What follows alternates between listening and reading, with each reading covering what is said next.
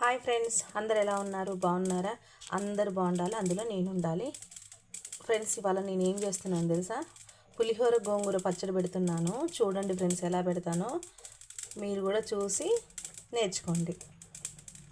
ఇది తెల్ల గోంగూరని మంచిగా కడిగి ఒక క్లాత్ మీద వేసి ఇంట్లో వడబట్టాల్సింది ఫ్రెండ్.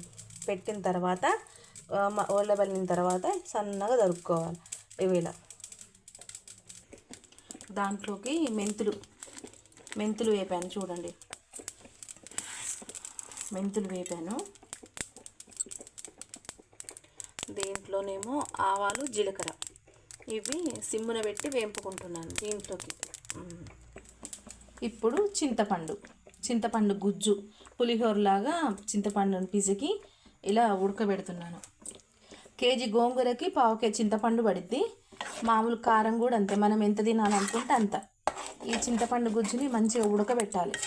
ఉడకబెట్టిన తర్వాత ఉడకబెట్టి చల్లార్చాలి. ఇది చూడండి.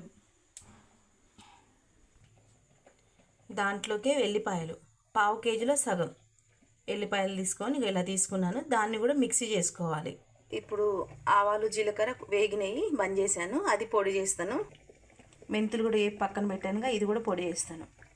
చేసిన తర్వాత ఈ గోంగూరని వేపుకుందాం.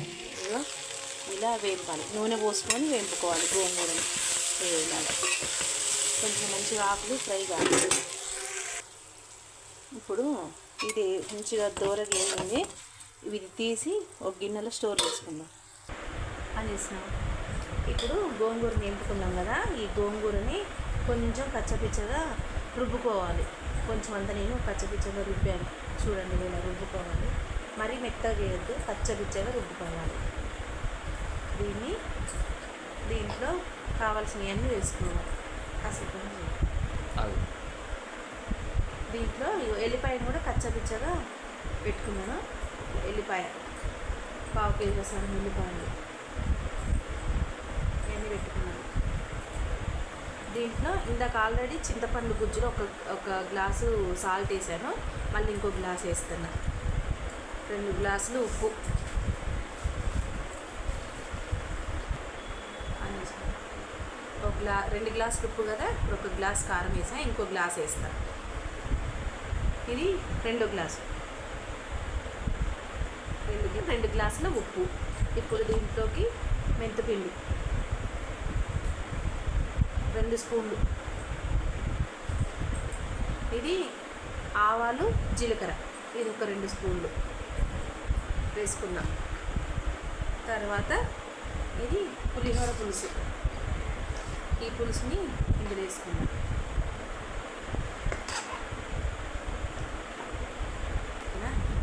ఇప్పుడు ఈ మిశ్రమాన్ని మొత్తం మంచిగా కలుపుకోవాలి.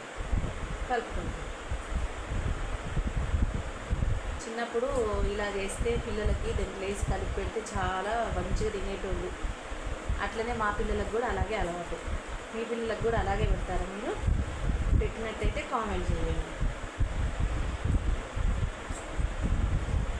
కాలుతుంది ఫ్రెండ్స్, అందుకే స్పూన్ పెట్టుకున్నాం. మళ్ళీ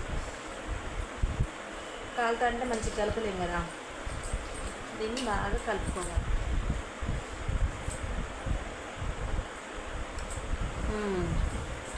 వేడి పులిహోర గోంగూర పచ్చడి రెడీ ఫ్రెండ్స్. దీంట్లో వేడి అన్నంలో చాలా బాగుంటుంది.